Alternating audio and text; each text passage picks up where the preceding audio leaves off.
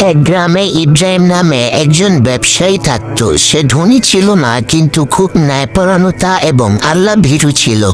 সে সবসময় মানুষকে সাহায্য করত এবং প্রতিদিন নামাজ ঠিকমতো পড়তো। একদিন ইব্রাহিমের ব্যবসায় বড় ক্ষতি হলো।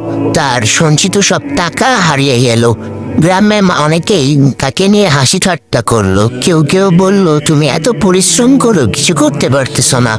ইব্রাহিম কাঁদেনি। সে বলল, আল্লাহ আমার সবার চেয়ে ভালো জানেন, আমি শুধু ধৈর্য রাখবো।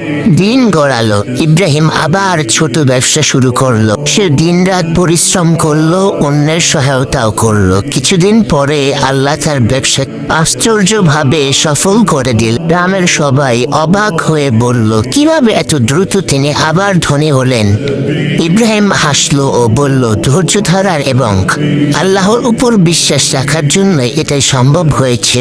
এটা থেকে আমরা বুঝতে পারি যে ধৈর্য, ন্যায়পরায়ণতা এবং আল্লাহর উপর বিশ্বাস রাখা সবসময় পুরস্কৃত হয়।